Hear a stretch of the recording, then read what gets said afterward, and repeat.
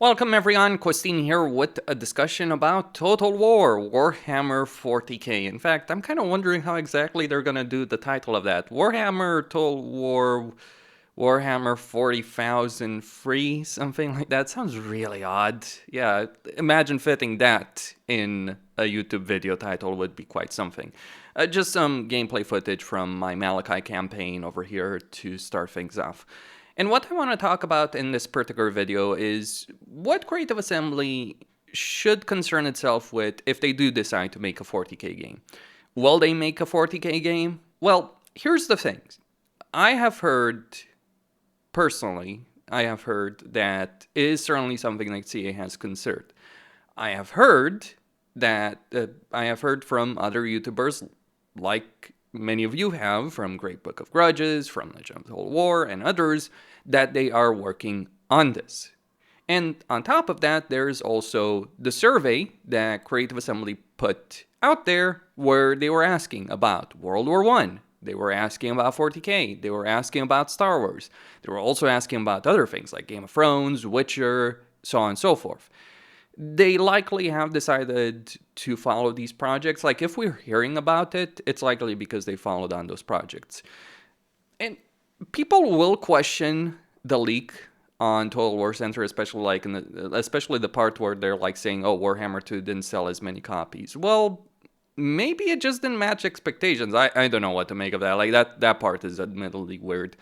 I mean, I am fairly certain Warhammer 3 didn't match expectations for CA. Like, if you think CA is happy about about how Warhammer 3 ended up going, or Free Kingdoms or anything like that, yeah, they sold a lot of copies, but the initial sales are not all there is.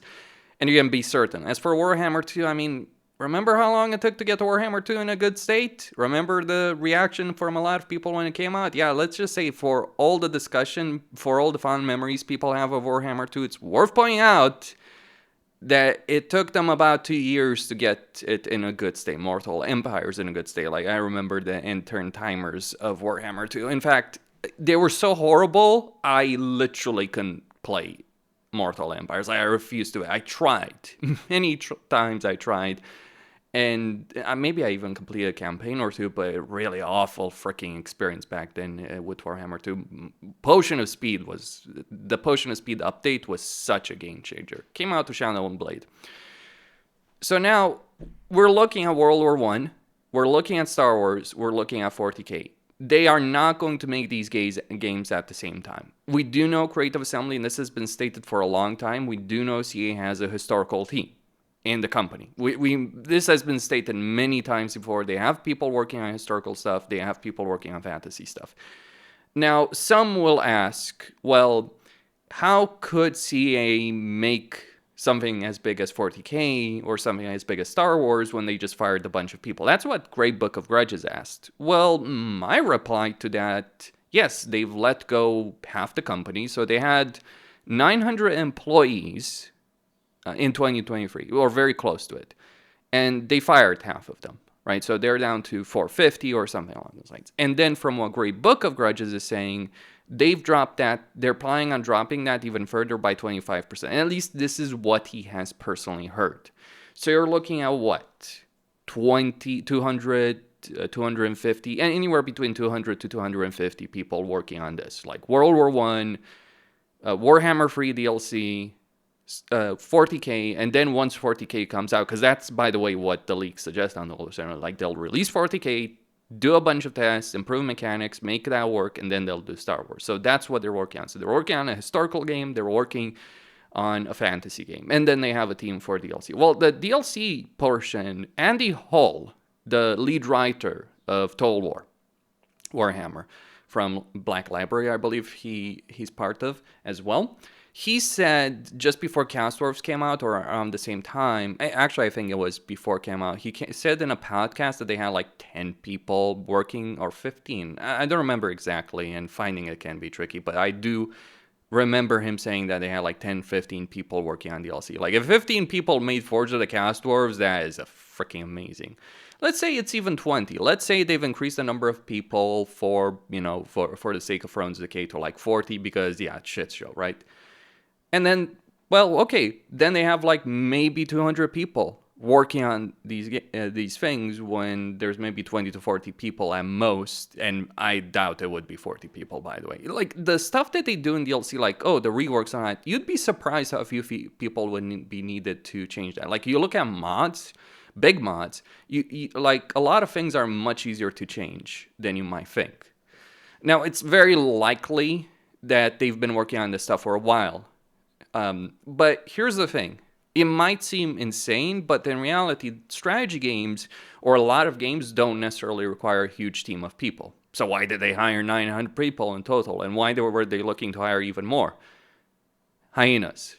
This is something I don't understand. I've known developers. Maybe I should ask one of my friends who's a game developer who's worked for companies, like, why the hell do certain games require so many people and others don't? And we're talking AAA titles, because, like, to give you an idea, Fortnite has 700 people working on it. Call of Duty in total has 3,000 people. Apex Legends has 400 on it. And those are numbers you can find across the industry with shooters or multiplayer-focused games of that nature. Total War is not a multiplayer-focused series. It's a single-player-focused series. And while I'm not dissing on the multiplayer side of things, but yeah, the primary focus, and the focus that certainly Sega has pushed the company to adopt after the disaster of Hyenas, is to focus on single player games. So that's Total War. So that's a big part of it. So, like, the vast majority of the people that they had in the company were working on Hyenas. Like, that is just the reality of it, because for whatever reason, I don't know it. I imagine there's a reason for, technical stuff, server performance, balancing, all that. There's many good reasons, I imagine, but suffice to say that, yeah, most of them were Hyenas. That's why, by the way, when people started getting fired and Hyenas was canceled, that a lot of the leaks, if you remember with Bellular, with Voland, when they were making leaks, they were getting a lot of information primarily related to Hyenas. Likely from people who had worked on Hyenas, because those were the primary people, I imagine, that had been fired from the company. There were obviously people fired from the company that worked on Total War and all that, but still. Now, you might ask, well, how can we trust Total War Center? It's not really it's not really an important forum. It's a much more important forum than you might think. Like, to understand how important, Jack Lusted, who ended up being the game director for Thrones of Britannia. I think he ended up ultimately being also the game director of Free Kingdoms after it came out, and apparently was going to be in charge of Free Kingdoms 2, which CA had stated publicly, by the way, that they were going to make Free Kingdoms 2. But regardless, his LinkedIn, I checked that.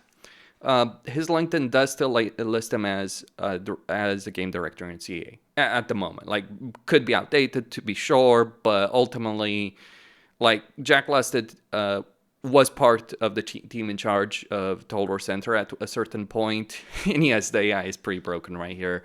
Even the dwarves get as broken as this cave. And don't ask me how this happens. I have no idea. This is on the highest difficulty. I just know the Spirit of Grungni is going to rack up a huge freaking body count over there. The amount of damage I think it did in this battle was like 100,000. So those are some of the things, right? So yeah, I do think they're working on a 40k game. I don't think it's unreasonable to think that they're having 200 people, especially if they've already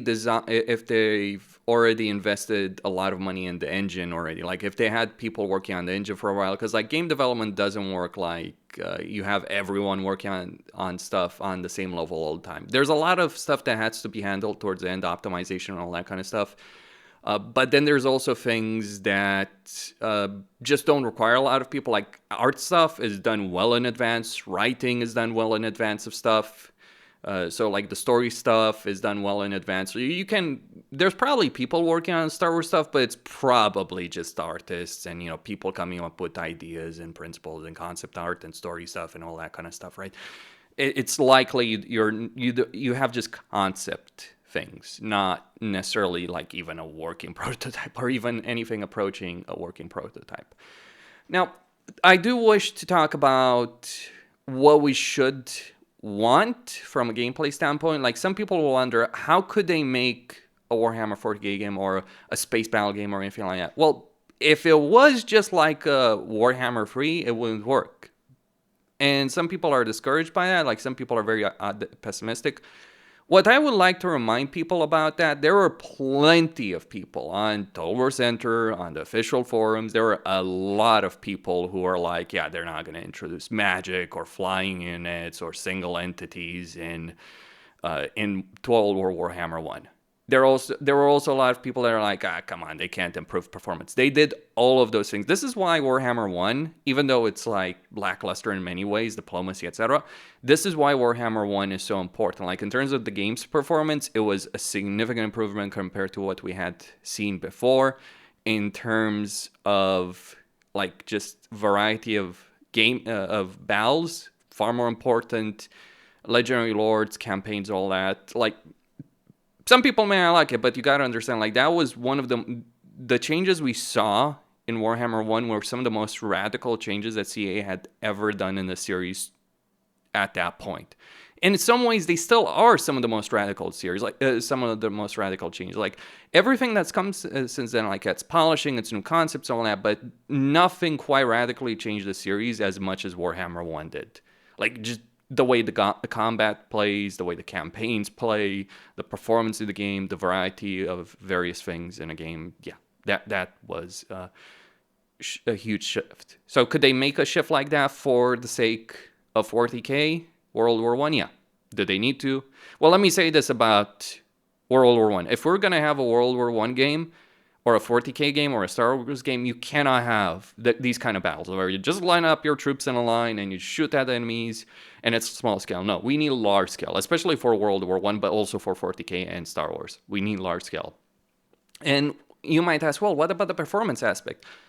The performance aspect argument may have made sense years ago, but we live in an era where Ultimate Battle Simulator exists, where people on modern computers, and not even the top tier ones, can run millions of soldiers simulated. Now, CA doesn't need to have millions of soldiers simulated necessarily. That would be freaking awesome, I'm not gonna lie. CA doesn't need to have millions of soldiers simulated, and how you'd control that. Well, to be honest, Ultimate Battle Simulator is not too bad in that respect. Like, it depends, like, how they do the combat, what the speed of the combat is, like, how easy it is to control individual units and large armies. Like, it can be done. People saying, like, oh, you can't have two large armies because it would be impossible to control.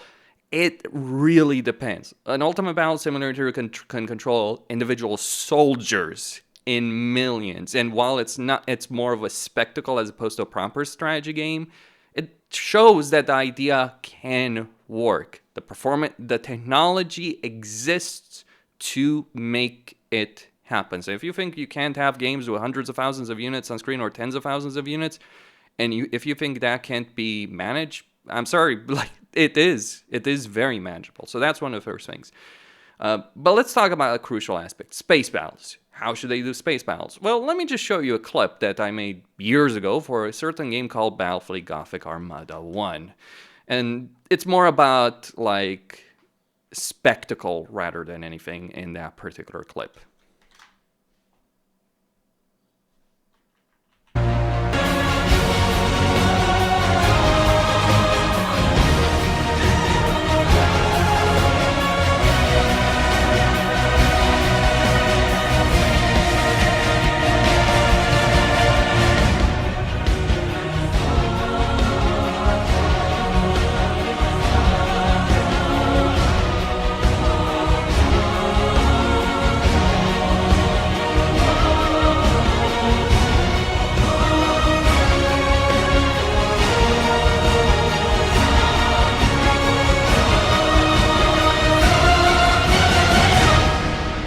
So that is Battlefleet Gothic Armada 1. The gameplay footage here is from Battlefleet Gothic Armada 2. They certainly nail the spectacle, and they certainly nail the sheer number of units in a battle. Maybe a bit too much sometimes, because the game really isn't made to handle this insane number of units that you're seeing on screen right now. It does get a bit much, but that would be deterring it. I also feel a bit disappointed in this game in the sense that the actual scale of the ships is not as large, but let me be clear on this. If a game like Battlefleet Gothic Armada 1 and 2 can nail the scale in a lot of ways and can do a great job, you can bet that CA can do a better job if they care for it. Like, To be absolutely clear on that, if they care for it. Like, I used to, for anyone that's new to Total War, by new I mean anyone who started after Rome 2, let's just say that I was very skeptical before Warhammer 1 came out that they would be able to do as good of a job with the combat as they ended up doing in, as Mark of Chaos did, Warhammer Mark of Chaos did. They far surpassed that. And it wasn't just me saying that. It wasn't just me saying this is a downer. It was many people. We had gone for so many years without genuine innovations. So Empire innovated. Yeah, the naval battles were the only genuine innovation the Empire brought to the table. In a lot of ways, even to this day, there are things that Rome 1 and Medieval 2 had that we haven't seen, at least on the campaign side of things. The battle-wise, they did improve them, but damn, it was a long, long road to that.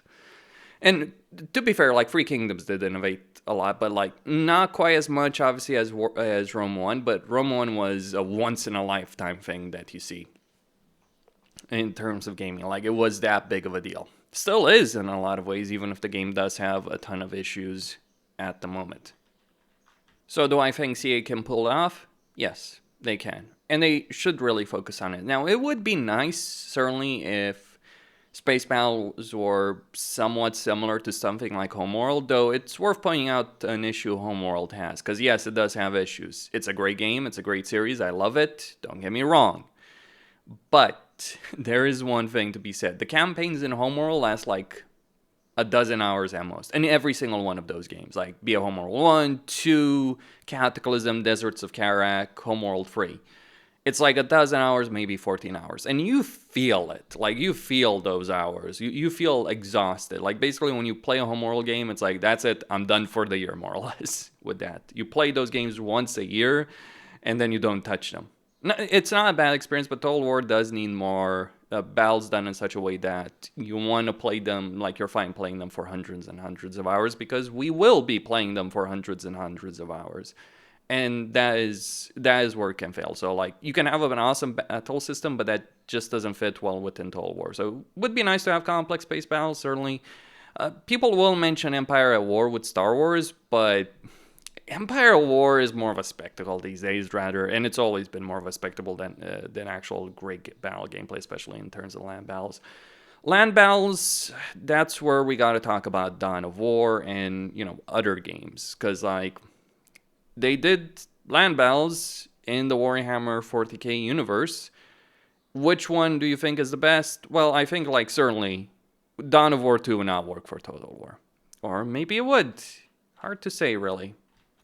I mean, Dawn of War 2 worked best when it was dealing with small units, trying to make large-scale battles, and there are certainly some, though obviously nothing comparable to what we'd want in a Total War game. Like, as I said, we have the technology exists to support millions of soldiers right now on screen. I think we should certainly get, like, over 10,000 each in a battle, no problem, maybe more than that, with the limit maybe being tens of thousands, something along those lines. So Dawn of War 2, for all the good things it is, and it had a bunch of jank, don't get me wrong. Dawn of War 3, I don't even want to think about it. Dawn of War 1 is old.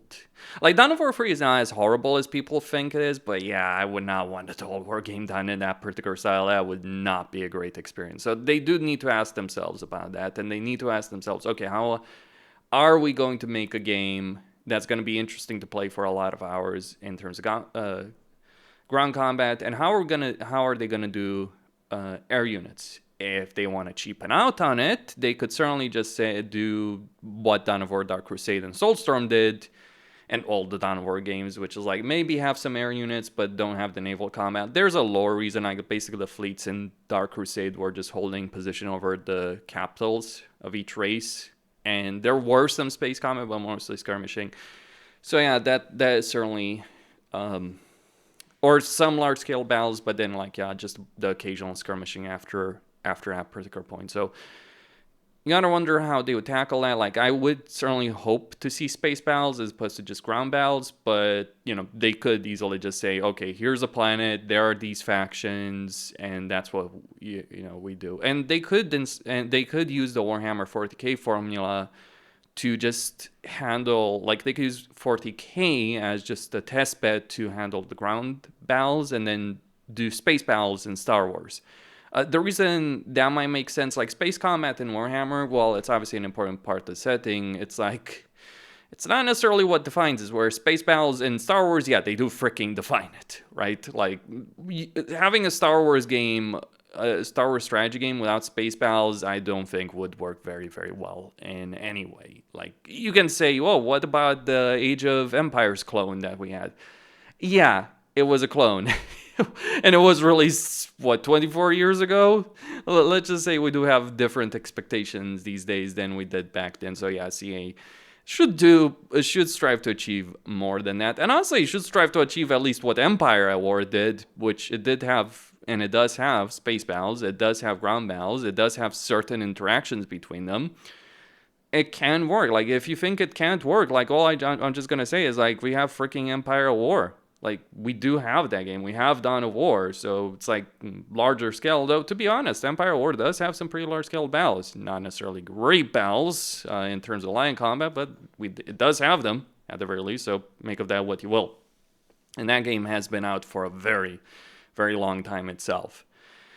Will be interesting to see what modding does for that, like Fran's Revenge in a Total War engine. Ooh, wouldn't that be something special? I would play the hell out of that. Like, I would really like to play a lot of mods that exist for Empire War, but it's like the limitations of the engine, and I'm sure modders would agree that, like, they're very real. So, like, the potential, like, people thinking that, oh, Star Wars would not sell well, I'm sorry to say it, like, it would.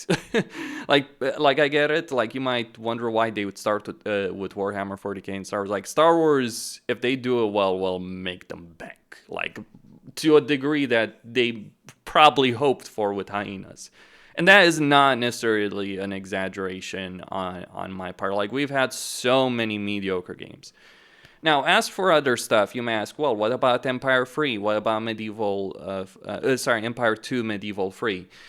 I think, like, right now, with respect to that, CA does have an issue with specifically making those kind of games. Like, you could say, well, they've done gunpowder combat really well in Total War Warhammer. Like, just use that as a baseline. Yeah, but I think, like, if they just basically make a game, and this has been the problem for Free Kingdoms, it's been the problem with Troy, it's been the problem with Pharaoh.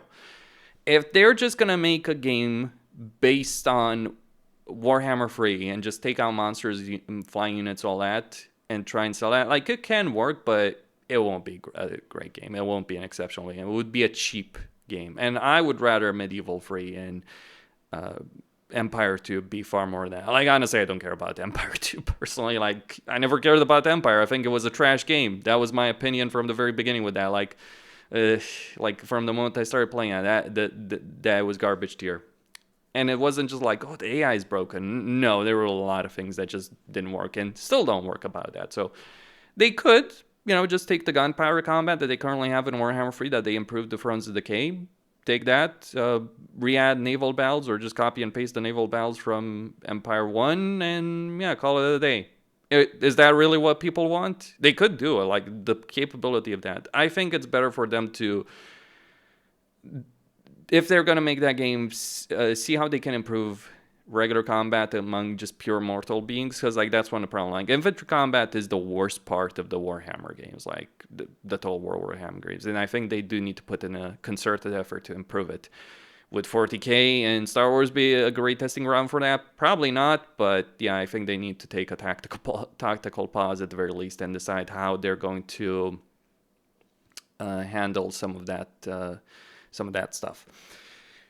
As for people saying, well, they first need to finish Warhammer 3, I understand it.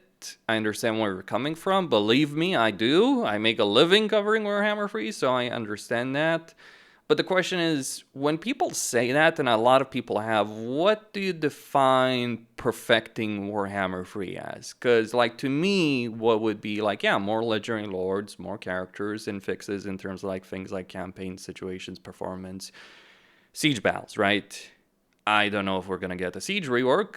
We might, based on what certain people have heard. We may very well do so. But, like, I think, like, with Warhammer 3, and I know this won't necessarily be pleasant for people to hear, but I'm thinking But like, I think with Warhammer 3, we are certainly reaching a point where it would take significant changes, far more so like the siege situation, and just like the AI's things and all that would take a lot more work than people realize. Oh, but mods do it.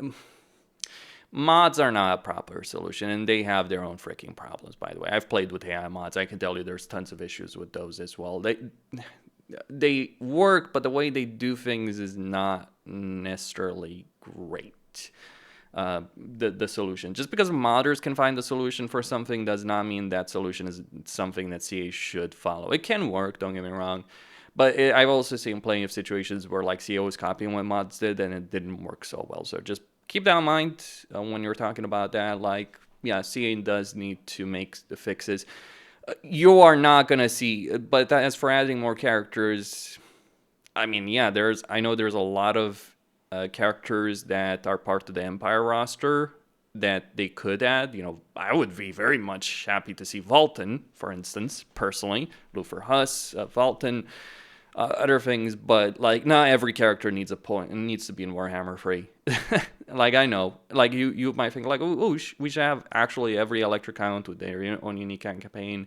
I get that, I understand it, but it's like, yeah, like I don't think like just adding a legendary lord in every province is necessarily the wisest choice, but that's me. Or it would just kind of feel a bit redundant in a sense, right? Like, how do you make so many campaigns to actually feel unique and just like, instead of just being like, oh, this is a campaign similar to Karl Franz or Elspeth or something like that. Like, that's something CA has focused on. Maybe a bit too much in certain ways.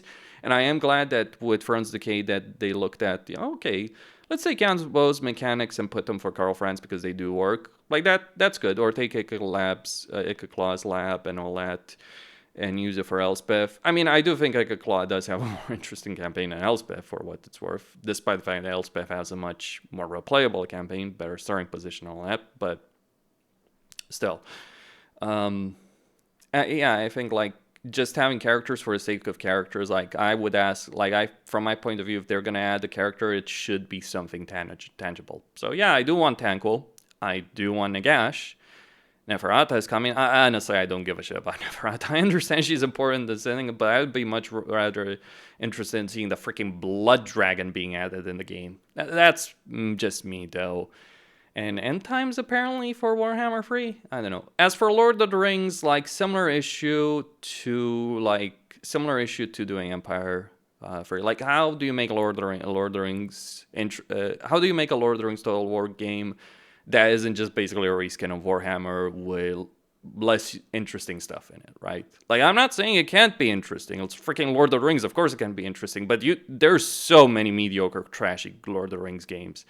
And from what I've heard as well, they did want to make a Lord of the Rings game at one point. Certainly people have pushed them. Like, one of the reasons they made a Warhammer game is, like, the community wanted it, right? Call of Warhammer mod on Total War Center still exists, I think, to this day. People push it. Like, Third Age Total War was one of the most popular freaking mods for Medieval 2. So if you think CA doesn't notice that thing, they do. But apparently, like, the license is difficult to get for Lord of the Rings. So that's why we get a bunch of trashy freaking games for Lord of the Rings, or we get stuff like Shadow of Mordor. Like, there's a reason. Like, there's also exclusivity of licenses and all that kind of stuff. So yeah, Star Wars is actually easier to get hold of. And also, crucially, Star Wars is probably more appealing to them than many other licenses, simply because LucasArts and Disney have been far more generous with what games are allowed to do. So, you look at Jedi Fallen Order, they did that a lot. Like, an entire freaking ancient race with the Zepho. And we can talk about the freaking Force Unleashed, or we can even talk about Empire War, where it's like the Forces of Corruption and the entire cartel thing that they added going, and that word is not canon at all. It is not canon, but it's just like a game universe thing. So yeah, those kind of things do, that's one of the appealing aspects about Star Wars. They are willing to let developers and publishers do things and add things to the universe, or at least the game universe. I don't know how much Cal Kestis is, for instance, canon, but it's like, whereas Games Workshop is very protective about it, and you can bet your ass Lord of the Rings is very protective. That makes me wonder, why the fuck are they allowing all the trashy games? Maybe because they're not serious games. And don't get me started on Shadow of War. Like, wait, really? Like, Christopher Tolkien considered the films an abomination, but he allowed Shadow of War? Really? Someone did, I imagine, but yeah, it's just a weird thing. Sometimes, like it can be difficult. Though it's also worth pointing out that a lot of the Lord of the Rings games we did get were not book licensed. Like, getting a hold of the book license is difficult. So basically, like Battle for Middle-earth, they did get the book license for Battle for Middle-earth 2, but they didn't have it for 1. So that's just an example. And the only reason they probably got it for Game 2 is because Game 1 did well. So yeah, just worth pointing that particular aspect out. And a Total War game based on the Lord of the Rings movies, very limited. I think the most interesting period they could do in Lord of the Rings would be the Second Age, though let me say that with Rings of Power on there, oh geez, imagine if they made a Total War game based on the Rings of Power license. Oh boy, wouldn't that be something? But yeah, like, just consider that for a moment and understand why Lord of the Rings Total War is probably not the best idea. Look, I would obviously love to have it, but I'm just like this is a situation. It's not one I am happy with. It's not one I agree with. But yeah, there's certainly issues. Actually, I think Shadow of War got the movie license as well, if I'm not mistaken, or something like that. Maybe combination of both movie and book license. I'm not quite sure. Anyway, that is all I had to say at the moment about this. Certainly interesting times ahead. And just remember something about all of this. Just because we had some information leaked does not make it definitive. Things change. Sometimes they change very substantially. And as someone who has spent a lot of time covering politics, I can tell you that there's something that politicians and corporations do. Authorize leaks. So sometimes you do have information being leaked to the public deliberately because a company or an organization wants to deliberately get that out there. That is an important point. So I like the Total War Center stuff and just the Star Wars stuff. Like, CA has had a good run with Friends Decay. They want to keep that up. They want to build up positivity at the moment, good stuff. So how do you do it? Well, let's just reveal what we're doing, right? Like, let's reveal what we're getting. Maybe get some feedback. Maybe get to see how people feel about it. Like, there's a reason these things happen. Like, they want to see what people think about it without them having any kind of commitment. Because they don't have any kind of commitment. It's a leak. There's no commitment that any of this is real. So, like, plausible, very deniable. I can tell you as a content creator, CA has told us absolutely nothing directly, officially. Like, not in an official sense, right? Like, even if they had, I couldn't talk about it, but I can tell you that they haven't told us anything.